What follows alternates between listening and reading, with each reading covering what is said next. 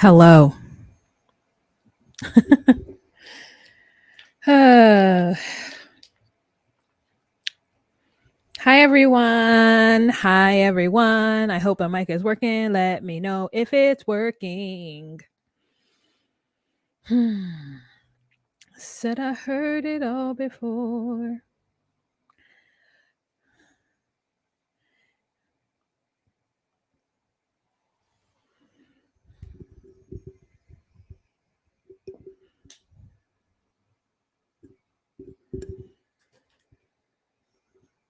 Hi, AK.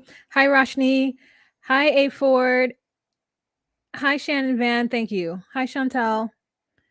Thank you, Shan, for letting me know it's working. Girl, AK has been in here. Hey, Quasi. Mickey. Dion. Summer of Dragonfly. Great. I'm glad everybody. AK is in van right now. Shan in van. So is AK. Angelique, hello. Charlene, hi. Hola. Hola, mamita. Hola. Okay, let's see. What are we doing here? We're getting our notes together. We're just here a little early to, give people more opportunity to get in. I am at Chris's house in Los Angeles. However, she's not here. She is on her way. And actually, you know what? I can tell you where she's at. I can't tell you how far away she is, but I can tell you where she's at because she insisted that we share locations. So Chris always knows where I am. At least she always knows where my phone is. Oh, she's in Los Angeles already. Uh-oh. She's going to be here close sooner than I thought.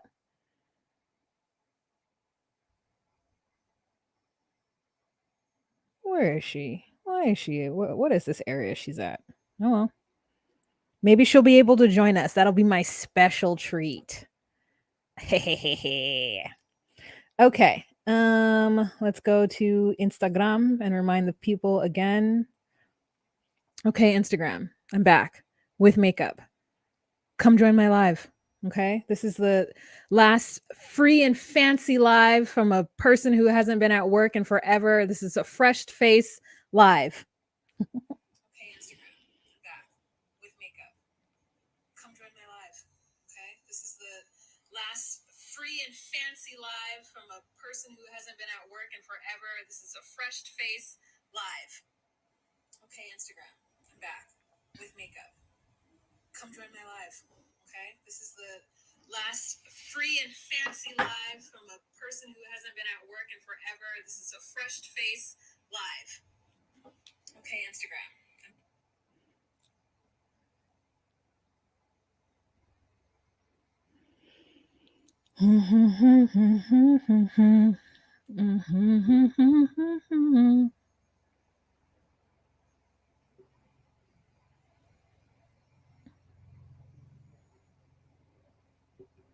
Renee's here, everyone. Renee says hi.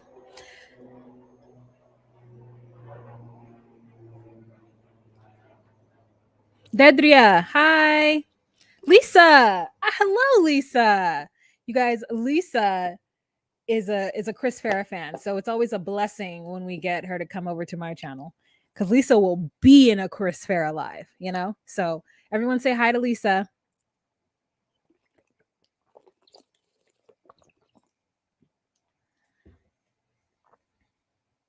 Miss Williams, thank you. Laura, hello. Oh my God, Laura, you're in Colombia. That's so awesome. I haven't made it to South America yet, but it is on my bucket list. The furthest south I've gone is Guatemala. So, hello. Sienna, hello.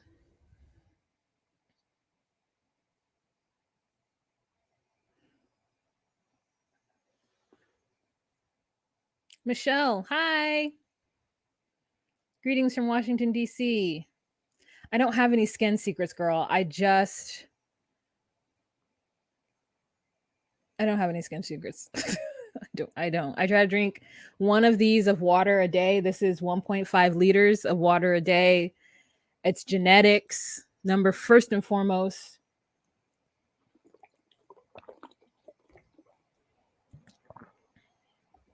So it's genetics.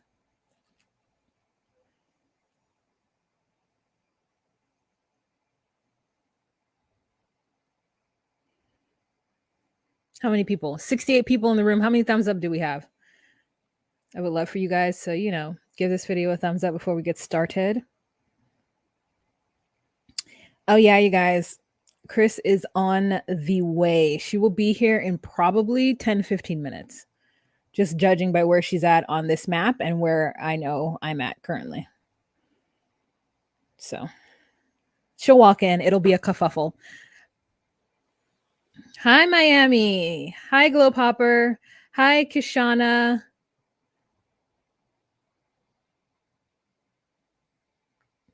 Did I say number first? I'm sure I did. Sounds great.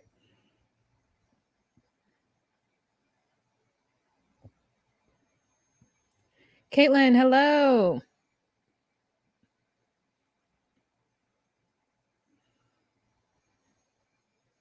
Jessica, hello.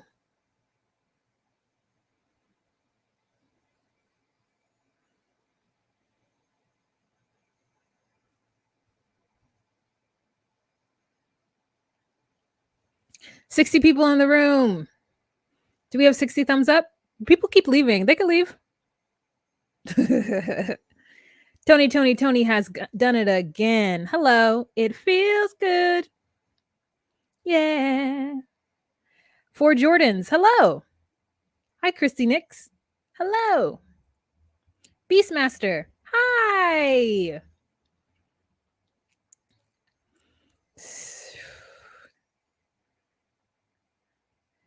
Dion says, you guys have just been talking about Emily and Kobe, so I guess we can talk about them first. She was absolutely trying to trap that man, but I have no sympathy for anyone that falls in it falls for the, oh, it's fine, I'm not ovulating.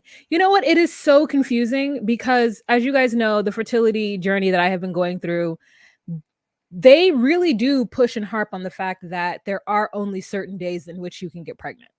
And it's usually 3 days. And so it's like, it's confusing to me when women get pregnant outside of that, because then it's like, what is this whole fertility situation about anyway for? You know what I'm saying? Nikki B, hello. Glenda, hello. Chris, hello. Thank you. So, I mean, I don't know. I am somebody who has never gotten pregnant. When I go to this gynecologist and they ask you, have you ever been pregnant? And I say no. And then they ask you the next question, have you ever had an abortion? And you're like, no, because I've never been pregnant. And I know it's confusing to a lot of women because the fact is that they do that on a lot of these, like, pre-exam questionnaires, is that they ask you several different ways if you've been pregnant. And I'm like, so there are people out there who have gotten pregnant and who've gotten abortions, but then will say they've never been pregnant. That is interesting. This is interesting. Or when girls are genuinely confused because he pulled out. But he pulled out. How did I get pregnant?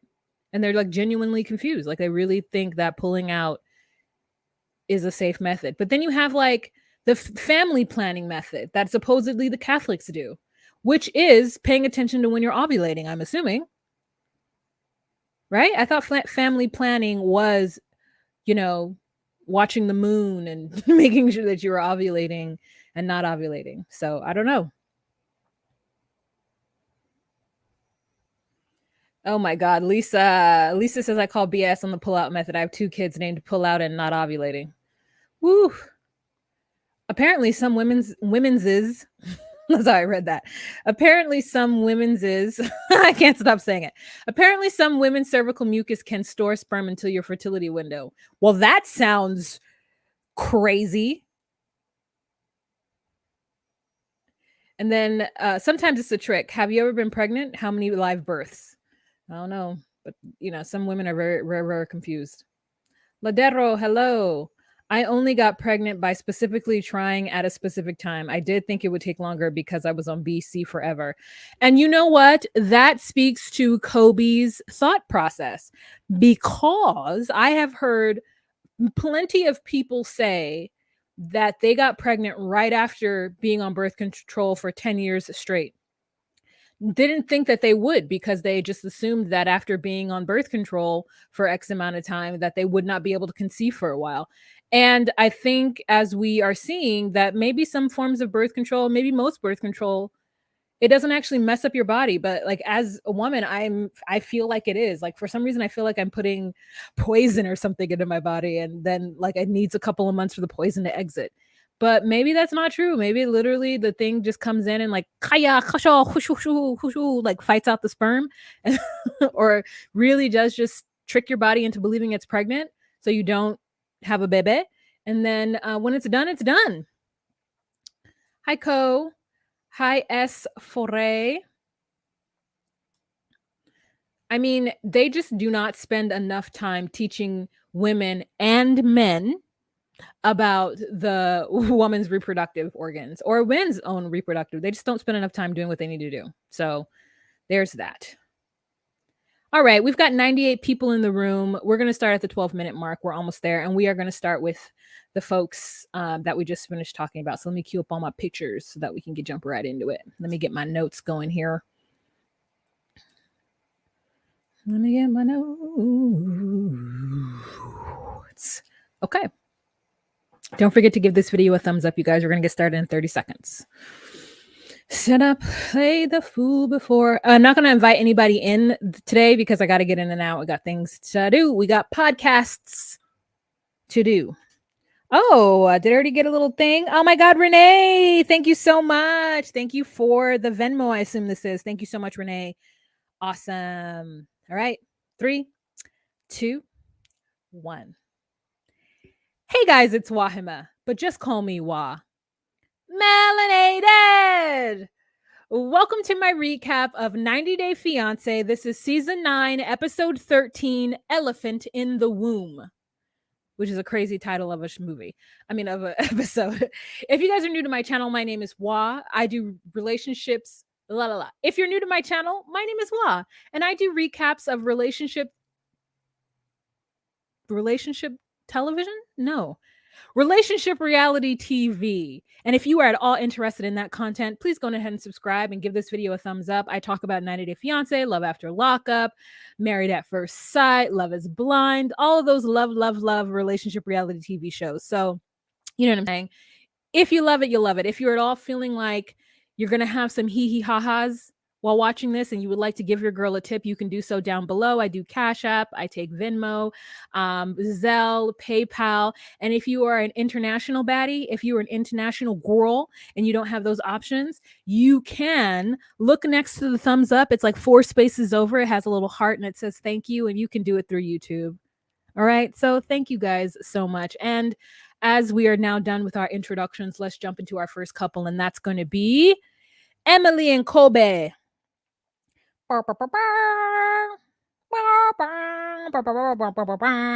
So we are fresh off the heels of Emily being a meanie poo-poo face and a selfish bi to her intended Kobe by buying her own wedding ring because she wasn't sure if he would do it and do it right. Doing it and doing it and doing it real. Doing it and doing it and doing it real. Okay. And so it's the next day or a couple days after, and he's sitting in this, I guess, brand new bed. And she's like, hey, babe, you want to come with me and run some errands? And he's like, babe, why? She's like, because my mom's watching Coben right now. Okay. My mom is watching K right now. And, you know, I just want you to come with me. And he's like, okay. So he gets up and he goes, and she's like, well, I'm late. And he's like, what does that mean? And she's like, well, I mean, I've been late for my period before, but never like weeks. So, and he's like, oh my God. And she's like, well, I mean, that's what what happens when, you know, I'm not on birth control. And he's like, babe. And so then we get to their confessional, which is, to me, the first one I've seen where they're in a confessional together. For the last 13 episodes, I've only ever seen him in that like paisley white shirt and her in that pink thing with the extensive comb over, you know? And so he says, but babe, like, how could you get pregnant? And she says, well, you told me not to use birth control. And then he says, yeah, because women have a hard time conceiving afterwards. And then she says, well, how do you know that? Did they tell you? And I said, well, if you're going to be questioning him now, were you not questioning him when he told you not to take birth control? It's your body. It is your body. What do you mean? Y'all aren't married yet. There's no contractual agreement that you will pump out a. I mean, even if you guys were married. I mean, listen, I would say the argument is stronger if you were married and therefore you guys are a unit and part of your unit's dream is to have children. So him not wanting you on birth control, like I could see you acquiescing to that.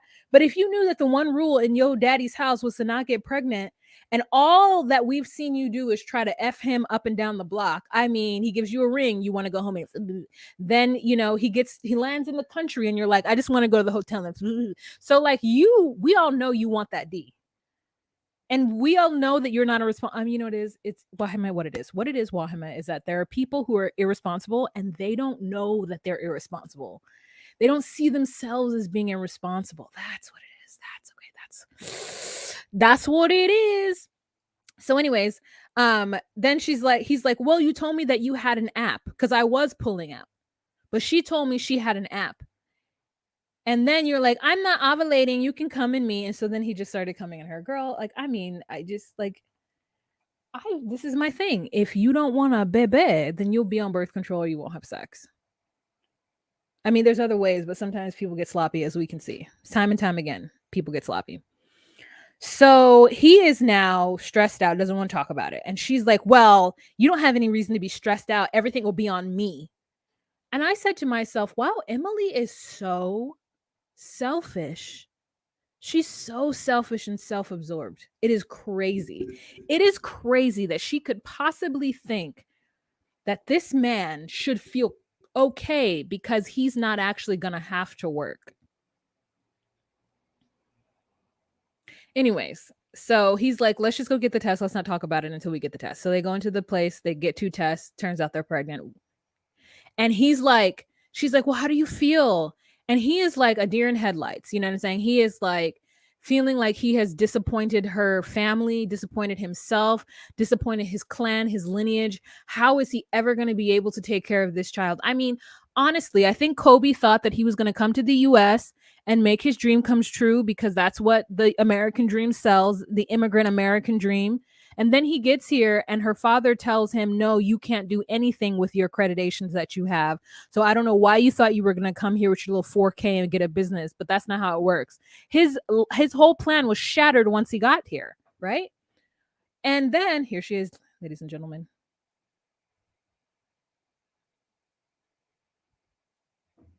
No, maybe it's not her, it's next door.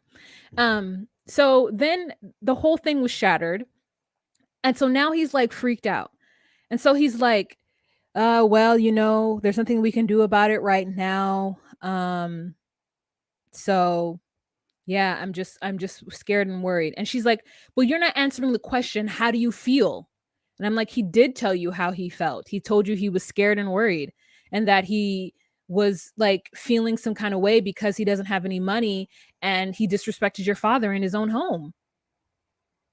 And she's like, well, you're not happy. And I'm just, I will never understand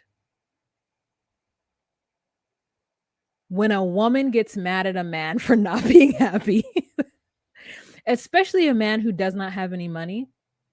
Like, well, you're not happy. Happiness will come, okay? Happiness will come. And so he's like, I am living in your father's house. It's not good, you know? And she's like, well, you can't work right now, so it's all on me. So I don't know why you're feeling the way you're feeling. Does she not know that this black man got this white lady pregnant and then came to Kansas or where Salinas, whatever the fuck they are, and now he has to look in this man's eye and feel like he's one of these stereotypical or whatever the negative ideal that he knows her family has about him, he is now fitting into that he has gotten their daughter pregnant numerous times without having any money to take care of this child. And now he's sitting up in this man's basement, living without providing any kind of support. Why is it that she thinks that Kobe is just supposed to feel chill and kick back? Why doesn't she understand how this man is feeling? And why doesn't she feel the way this man is feeling? Oh, it's because she's spoiled and she's her father's daughter, and like, what really is he gonna do? What really is he gonna do besides kick them out and tell them to go figure it out on their own, which he's not. You guys, I'm drinking a Dr. Pepper cream soda with 0 sugar. I feel guilty about it. I do, because I'm like, why do I need this? I don't need a sweet sugary drink.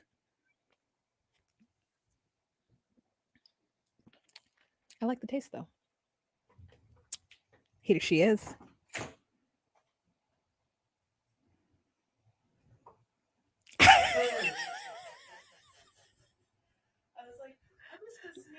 Oh, you don't think they know? Oh, madam, you don't think? I was gonna really be quiet about it, Wah. No, I was gonna be real quiet. I tried. You don't think that they're not waiting for you? I didn't watch the episode. You guys, did you hear that? I didn't watch it yet, okay? I haven't watched it. I don't got it, okay? I don't got it. Okay. It's fine. She's not. She's going to be moving about. Okay, here we go. Let's move on. Wait, where are you? Kobe and whatever the fuck her name is. Have you gone for a long time? No. Okay, say hi. Yeah. Hi, friends. How are you? I'm so sorry to have let you down, but no, I haven't seen it. I might have to go watch it on my computer in my room later because I won't mess up with the Wi-Fi. Yeesh. I know. Okay. I love you guys so much. I hope all is well. Okay. So, anywho. Oh, Sasha, thank you so much for the Venmo. I appreciate it. Thank you so much, Sasha. Thank you so much. Thank you so much, Sasha. Thank you so much. Oh, pretzels. Thank you so much, Sasha. Thank you so much. All right, Sasha and Renee, you guys have been lovely to me today. Thank you so much. Okay, that rhymed. Thank you. Alrighty, so I don't know. Emily gets on my nerves, and I don't understand why she isn't a better person. But 90 Day the Melanated Way did post a video of Coben, and he's big now, you guys. We're seeing Coben right now, and he's what, 18 months? Maybe a little over a year, you know? And the video that 90 Day the Melanated Way posted, Coben looks like he's fully 2.5. Okay, that's a big boy. So I think obviously we all know that she had a baby. It's a baby girl. And that when they go to the tell-all, that we'll see the baby girl, I think, because they brought her. Somebody in New York City caught them on the streets. So we do know that about Kobe and Emily. It's like, how long ago did they film this? This wasn't last winter. This must have been like winter 2020. Because it was like snowing in Salinas. Crazy. Oh, Patricia says another Kalani and a Swelu. And you're not wrong. Except for Kalani is not even close to being as terrible as Emily. Okay, let's move on. So let's move on to Patrick and Thais, because to me, I don't know what really happened and like, why are we even watching them? Okay. So we have Patrick and Thais, and so things are tense because the father doesn't know that Thais is going to get married. And so this has caused Patrick to kind of go back into a place where he's, again, not communicating to her about how he's feeling. And y'all, it's a lot to change that kind of behavior. If you're so used to bottling everything up and feeling like you need to like take care of everything, then having one or two conversations with your partner about that and how you're going to try and change is really difficult. It really does take a very concerted effort, or therapy, and or both, you know? And so Patrick says that he's still planning for the wedding, but he's not actually going to get married unless her father knows. And he says that 22 is his favorite number, so he wants to get married on 2/22/22. And this is the first time that I've ever recognized that they've actually given us a date. So we know that this is happening at least in December or January of this year. I mean, or last year. So, which is nice. So she feels as though Patrick is planning everything without her and that she has no say on anything.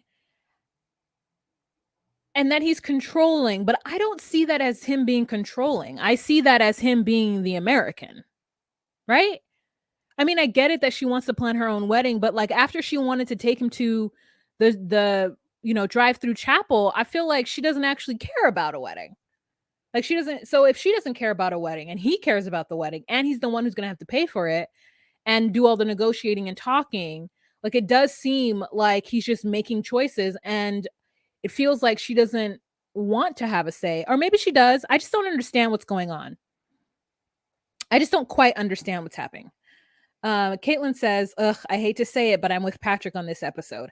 I just feel like we never get the guy being as caring about the wedding as the woman, and especially if he is paying for everything, I don't understand why he can't just choose things. And like one of the things that they brought up was the hair and makeup. So she ends up going to hang out with some girlies that she met at the house. A very Rudolph the Red-Nosed Reindeer situation with one of the girls, and the other girl is Brazilian, so she gets to speak Portuguese to this person, and that person kind of translates for the other friend. So the three of them are talking, and she tells them that Patrick is controlling and he does everything on his own. He doesn't consult her when he makes decisions. And then she says he also picked the person who's going to do my hair and makeup. And oh my God, VG, thank you so much. Thank you. Oh my God, everybody's doing a lot of super chats today. I are like Venmo and tipping. I love you guys so much. Thank you. So I just don't, it just, okay. If I were in a foreign country and I didn't look like me, maybe I looked more like Thais or, now, okay, the reason why I say I didn't look like me is because I could never go to a foreign country and then just have my intendant just choose somebody to do my hair and makeup, right? Because I'm Black, I need to make sure that whoever is coming towards me understands what's happening when they see me. They understand me as a Black woman. They understand my hair. They understand the look. They're understanding, right? I'm not trying to be out here looking gray or with like colors that aren't dark enough, like stuff like that, right? But Thais to me she has the same hue and hair of many of the people that you'd be able to find in Dallas, right? And so for him to find somebody to do her hair, it looks like he said, "Hey, how about this person?" And then she said, "Okay." And then he said, "Okay, I booked it." But she's saying, "No, I didn't say okay." Did she say, "I want to look at a few other places or people"? And then he gave her 24 to 48 hours to do so. And then she didn't. So he just jumped on it and booked the person. I mean, because that's something that I would do. Like, if you require options, then you need to get on it, because I'm ready to purchase. I'm always ready to do the thing. So I was confused as to why that's controlling, but maybe it's because I'm the same energy as Patrick, and so I'm having a blind spot right now. Thank you, Lynn J. Hi, how are you? Thank you so much. Oh, Dia, hello, welcome. Hello, welcome. Marty, hello, welcome. Hi, everyone. Vanny, hello. Thank you for coming in today. Deidre, hello. Hi. Abigail, Patricia, hi. I guess I had everybody. Okay, great. Alrighty. So I just was confused as to why she kept saying that. And just like everything in their segment seems just so like producers are saying, say this. I mean, besides the fact that he isn't communicative, which I think is absolutely true. So he goes suit shopping with John. And John tries to be like, "Oh, are you going to send her pictures of your outfits? You don't just trust my taste? I have amazing taste." And then Patrick's like, "No, but I want her to be involved." She says, "I'm not involving her, so I'll send a picture." "Ah, you got to send a picture. You don't just trust yourself. Be a man.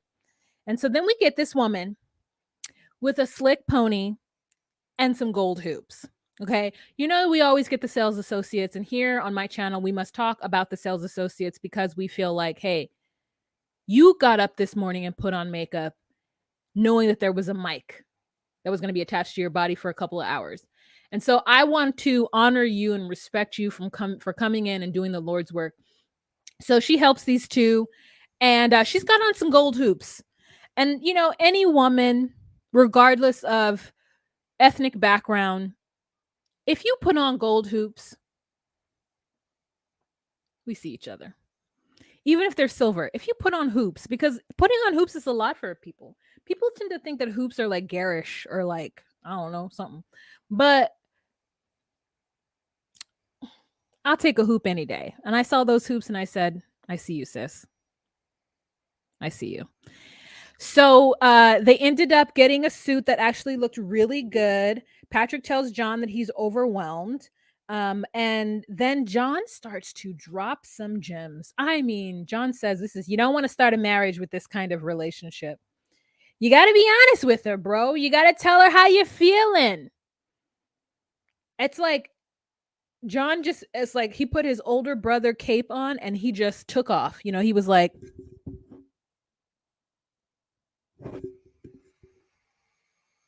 I'm coming here and I'm dropping gems. I am telling my brother how it's supposed to be. He's like, I've never been married. I'm not even close. But this is what I imagine if you're married, things are supposed to be. In my mind, John is always drunk. He's like that little mouse from Dumbo. Dumbo. Okay, so Patrick and Thais talk in the kitchen and she agrees to tell her father. And he again agrees that he's going to try to involve her more in things. All right, Just Jamie. Just Jamie, thanks for dropping in. Have a great appointment. Alrighty, so let's move on to our next couple. And that is going to be, let's just talk about Shy and Bilal. Alrighty. So Shy and Bilal. These two. So she says Bilal is super caring and romantic, and you know, he's everything like a fairy tale for me. But some things I have to talk to Bilal about because Shaeeda came to the house and she was a little fierce and mad in the eyes. And I said, okay, I will not have black woman on black woman slander. Now, I don't know if she was fierce and mad in the eyes because I didn't see that.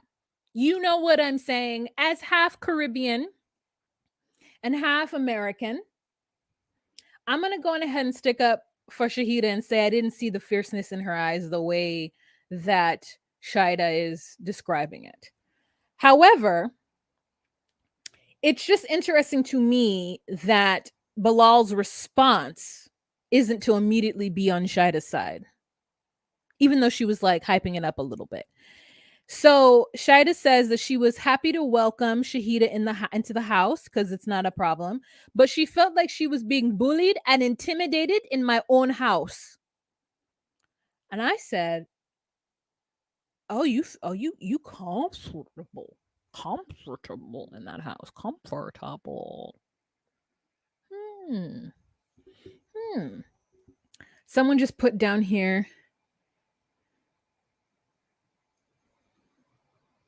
I love the expression Shaeeda said in this episode. Too many hands spoil the broth. It does.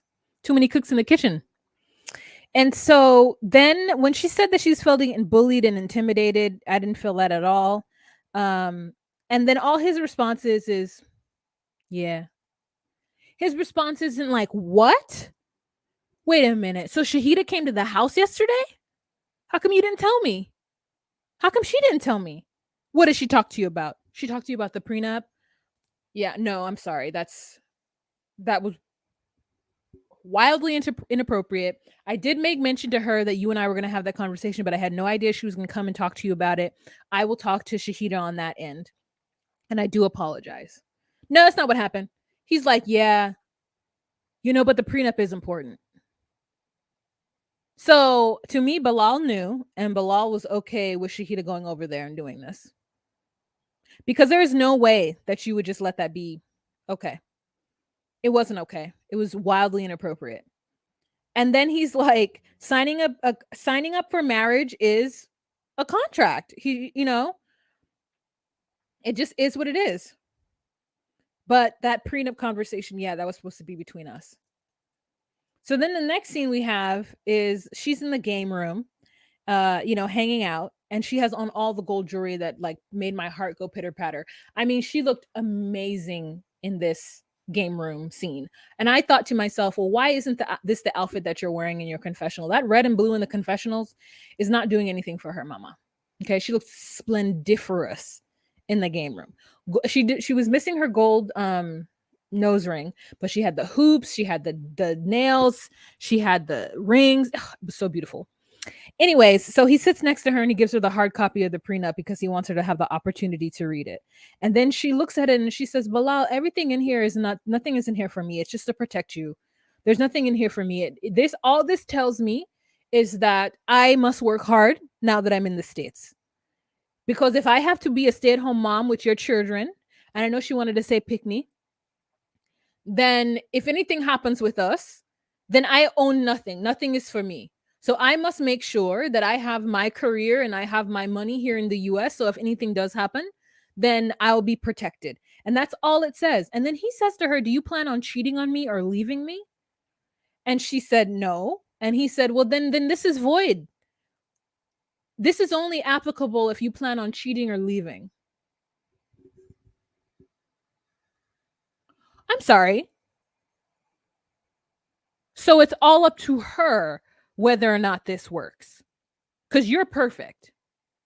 Because you don't have anything to work on. Because if this relationship ends, it's not going to be because of you, it's going to be because of her. Oh, demasi. Mira si no. It was ridiculous. It was ridiculous. April T, it looks navy blue to me. I'm sorry, I've never seen this black, but that would be good if it was. Wow, please do their whole segment with a reunion accent. What's a reunion accent? Anywho, so I mean, she's just like, this is what it says to me. I mean, just completely disregarding. What if he is unbearable? He's like, you just want to take me for all I got. I don't understand how prenups work. I'm going to be honest with you. But in my mind, a prenup just protects the assets of the person, like protects. I guess I don't know what a prenup is. I feel this is what I think a prenup is. I think a prenup is a contract that protects the assets of either person. And so what she's saying is that you have more money than me. The person that has the most money in this benefits. But I'm like, you can counter with the prenup. You can say, okay, after 5 years of marriage, if we make it to 5 years of marriage and then we get divorced, you'll get 50% of whatever it is that I've earned, contributed to this household. If she doesn't work, that's fine. She doesn't need to work, but I will give her 50% of whatever we have built today, from the time we got married to the time we get divorced. If there is any cheating involved, then this contract is null and void. If that person cheats on me, I get alimony for X amount of years afterwards. Like, I would negotiate every single situation. If I cheat, then I walk away with nothing, or at least just the bare minimum. But what I'm not going to do is have you sell your yacht that you purchased without me, or get dibs on the business that you created without me. Like, I don't want any of the ish that you owned or had before, but everything from the time we get married and going forward, yes. And what the circumstances are, the divorce, yes. Did you cheat on me? Did you steal from us? Do you have some kind of gambling addiction? Are you giving some stripper our money? You know, those are the things that are hard lines for me. Don't take my money, don't abuse my children, and don't what was the other? And don't cheat on me. Now, what if we were in a situation where, you know, you're doing something to me and I said, let's go to therapy, and you refuse therapy. So therefore it was irreconcilable differences. Like, I'm going to put that in there too. You can never refuse therapy. You can never refuse therapy. A prenup can state a variety of things. A spouse can add that the prenup is null and void after X amount of years of marriage and after so many children have been born. That's what I'm saying. So to me, it's like, I understand the initial reaction to somebody wanting a prenup. But if you are the less moneyed partner in this situation, all you need to do is put in a clause about cheating, about the time you've spent together. Like, just add those things in there to cover yourself. It's not saying that if you guys get divorced after 10 years of marriage and 2 kids that you walk away with nothing, because I think alimony is a separate thing, right? You could still get alimony from that person. Like, Bilal will still have to pay you alimony. I think a prenup just depending on what's in it, can mean that you don't get half of a business or businesses that he created that you had nothing to do with. So, anyways, I just don't understand why it's such a big deal. I think that it makes the most sense. And I think that if you are someone with the less money in the prenup situation, all you have to do is add in things in there that are work for you. Now, if you both have money, then you both don't have a problem with the prenup. It's really only the person who has least money because they don't understand how prenups work.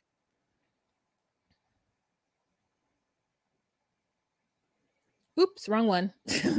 Gabby says it seems like from that convo that he doesn't want to add these clauses and he's trying to trick her with the whole if you don't plan on cheating convo. I mean, he didn't say anything about not adding clauses. She's just going to have to do the research herself. And as somebody who's a business owner and a full-fledged woman back in Trinidad, she just needs to do some research. She got access to the internet. She got that good old US of A internet. She could do some work. She could do some work. Okay. Anyways, let's move on. The next couple that we are going to talk about are Miona and Jibri. So, Jibri comes home and burns some sage after dessert because him and Miona have devised a plan. Jibri is going to push Miona in front so Miona can have a conversation with Mahalia about the wedding situation, right? And so Miona talks to Mahalia and sits down and says, how are you doing? She has all the, pleasantries. She sits down and she says, you know what? After the conversation with you and I last time at the dinner table, me and Jibri have spoken about it. And we are not going to have the wedding that I wanted to. We are going to have a wedding in maybe a year or two. And when my parents come, okay? So that's the wedding you can attend. Until then, we're still going to get married. It's just going to be something small with the two of us, and we're going to fly somewhere and get it done. We understand that you guys can't go because, you didn't have the notice to do so, but we'll see you in a year. And so Mahalia is at this point like, oh, okay. Oh, you guys are not breaking up. You guys are still getting married. Okay, I understand. Well, you know what? It feels really hard to watch you guys choose the hard path and to witness that. And so that's where I'm at right now. But I will support you guys, and we love you, and we want you to be happy. I just want to know, how is Jibri feeling? Because the last time I spoke with him, he said blase blase. And Miona goes, well, I can't speak for Jibri.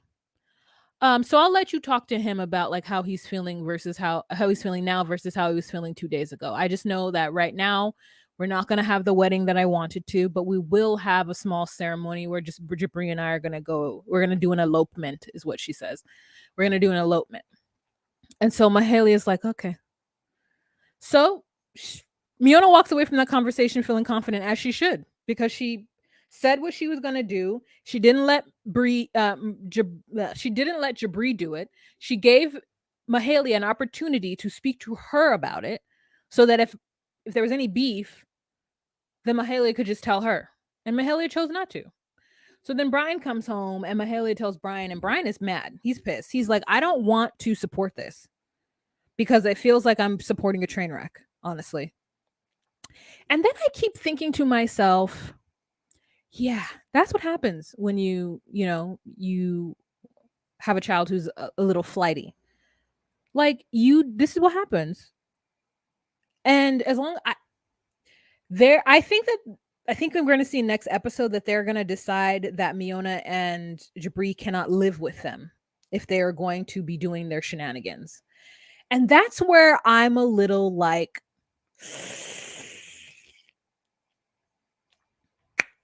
now, to me, if your children are doing drugs and they're in your house, running up your lights, you know what I'm saying? Like using all your resources without any kind of care in the world to you.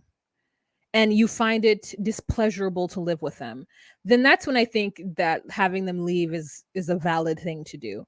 But otherwise, it's like if you're just mad that they're not doing what you want them to do in life, it feels petty. Now you could still have them not live in your house. I'm not saying you shouldn't. You don't have to let any grown person live in your house if you don't want to. But like, oh guys, I just don't know. I guess I just don't know. Do Brian and Mahalia want to walk around naked, and they really feel like these two idiots are preventing them from walking around their own house naked? Because what are Jibri and Miona doing? Like, what are they truly doing to them? Is it that they're just not doing what they want them to do? That's the thing that I think is interesting. Because after a certain age, your children, you're just going to have to like figure it out. Be like, hey, yeah, so you're 22. I mean, they're older, but you're 22. And I raised you. And now I'm done raising you.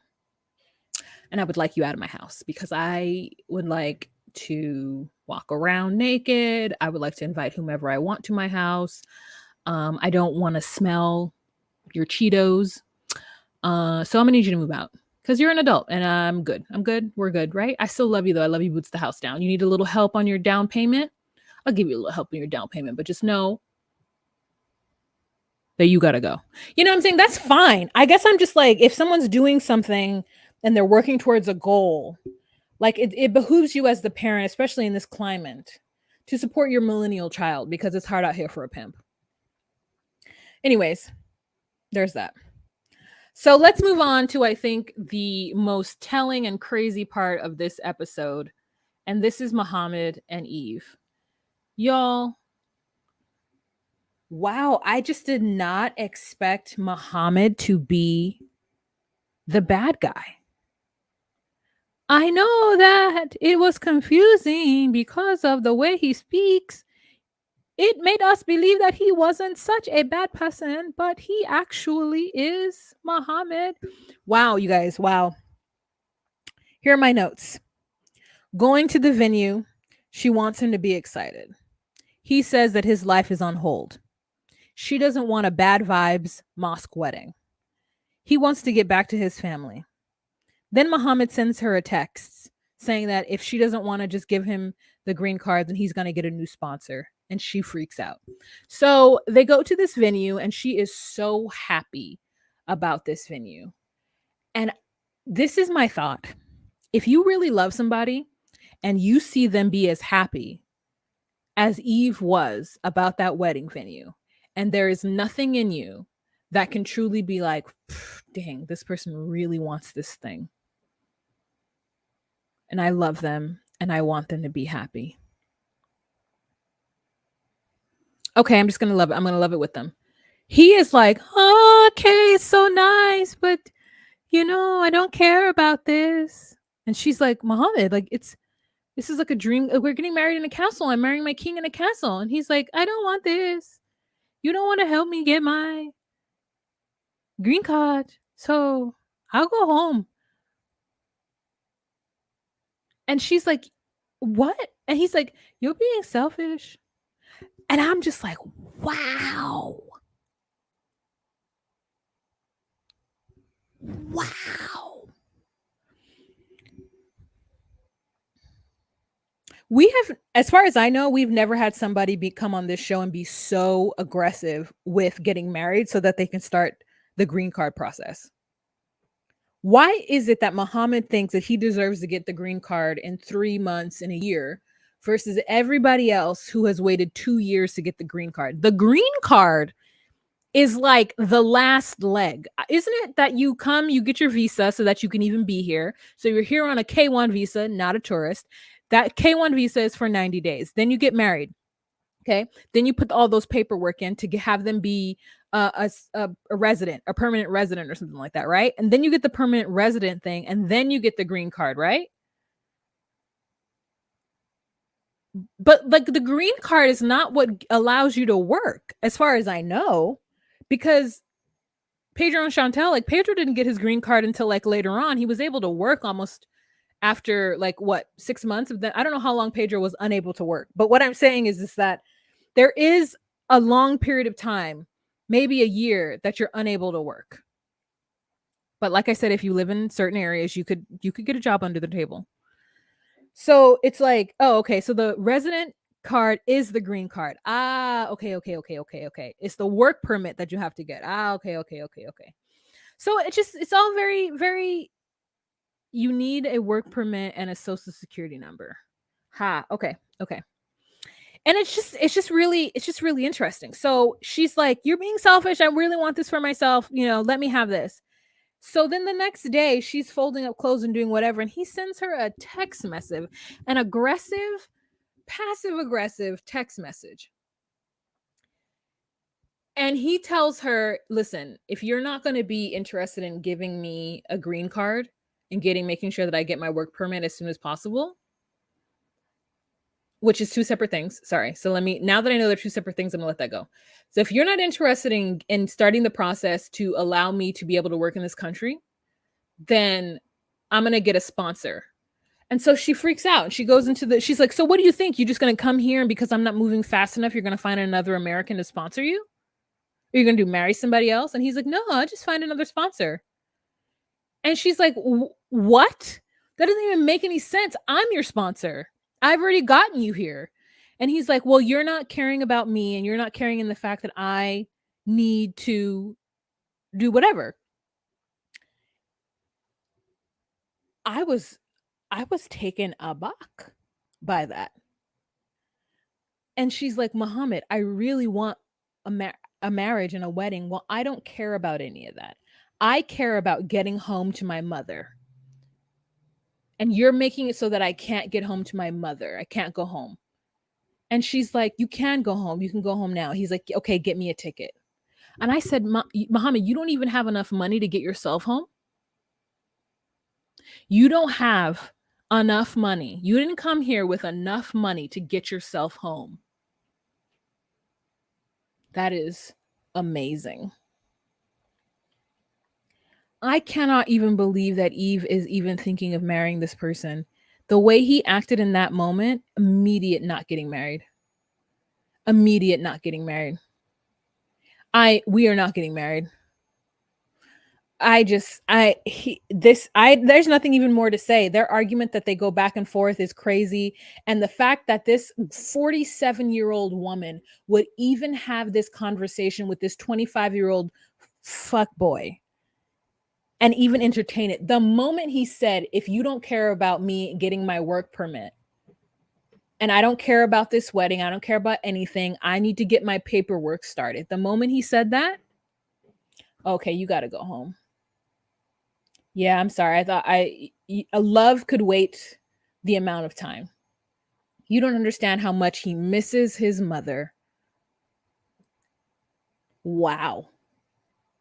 Wow. That's it. I go home. I'll try again with someone else. And he's like, "I'm watching your kid." Mohammed hasn't even been there 3 months yet, and he's already resentful from watching Theron. When he sees that kid loves the esh out of him. That kid loves him. F nanny. Oh, come on, Lisa, dropping the jewels. F nanny. That child loves him. Now, listen, I can see not wanting to take care of a kid, truthfully, but that child smiles every time they see me.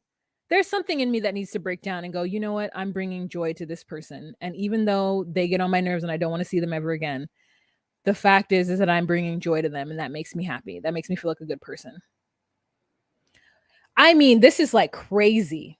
This is crazy, the amount of disrespect he's doing. There is nothing that will ever make me be on his side. Like, I get it. I get that you want to get home. I get that you want to get the process started, but telling her that she can't have her dream wedding because you're not going to get it 4 weeks sooner than you want to get it. Like, he's like, "You told me we'd get it right away." She's like, "I never said that." They all are having a lot of miscommunication. And the amount of times that this woman has said, "I've never said that," or "I didn't say that," is like astounding. So It was like Muhammad gotta go. Muhammad gotta go. Y'all. Muhammad gotta go. I need them to do the brave thing and not get married because he is truly only here for the green card and he does not care about her feelings at all. He doesn't.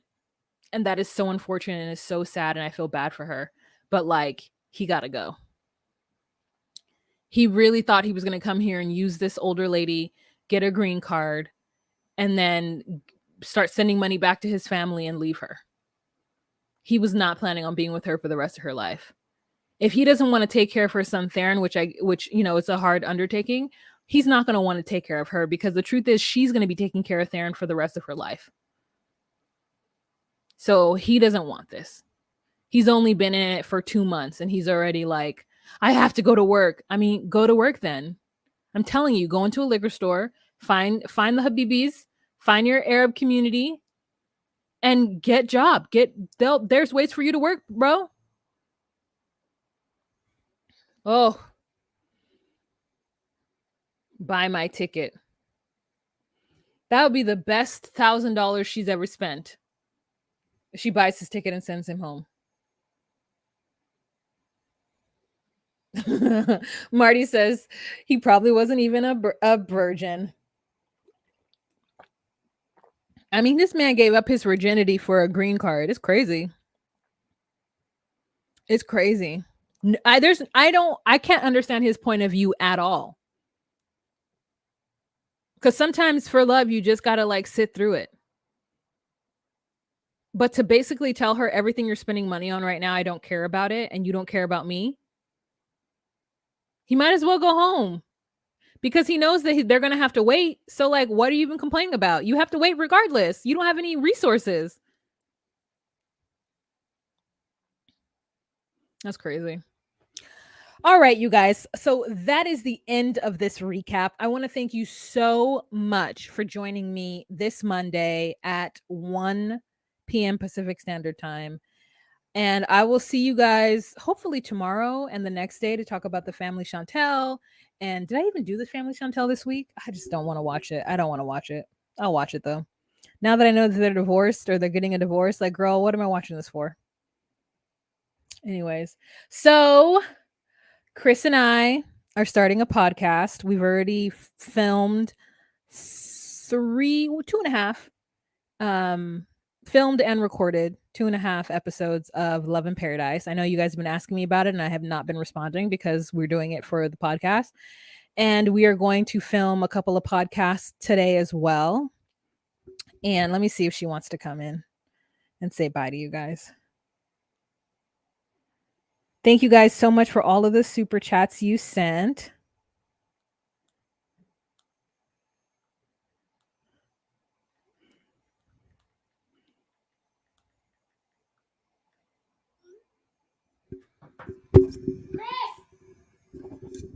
So, yeah. So you guys, the podcast is called Docu Sweeties. We haven't dropped any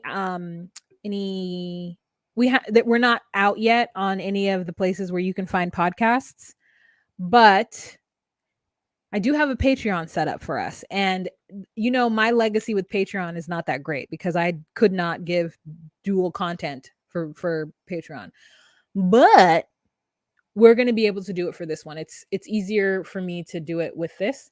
And I've already put something up on Patreon if you wanted to go check it out. It's just a little introduction. But we'll put all the Patreon stuff on there. It is only one tier. It's $10 a month. It's the one price where it work for the most for us. So it's patreon.com/DocuSweeties. Let me create a banner so I can put it on here for you guys so y'all can see it. Do I have it in here? No. But this is what it looks like. Ain't that cute? That's so cute, right? We're cute. Okay, it is. Create a banner. Patreon.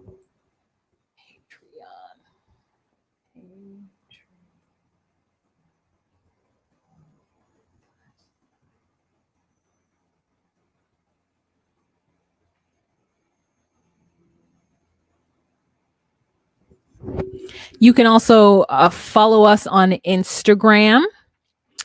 And thank you for those of you who've already followed us on Instagram. And I'm assuming that Chris is going to create some kind of Facebook group. I'm just really bad at the Facebooks. Just real bad at it. All right, you guys. So if you all are interested in, hi, Janelyn. Hello. Hello. Renee says, but I can't imagine sponsoring an immigrant would be what someone thinks of when trying to find childcare. It would be easier to find an undocumented person already living in the States.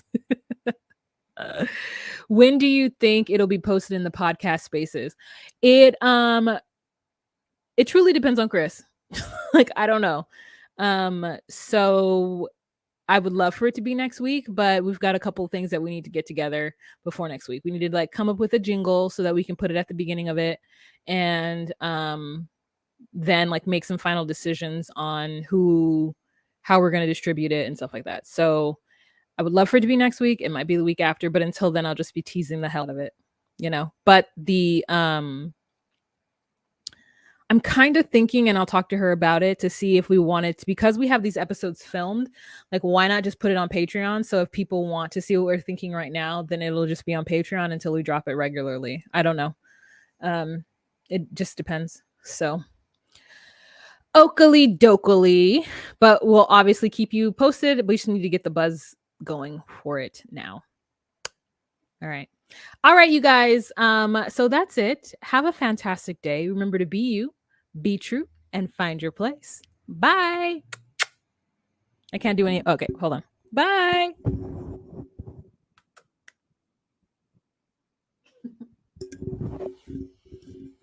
Okay.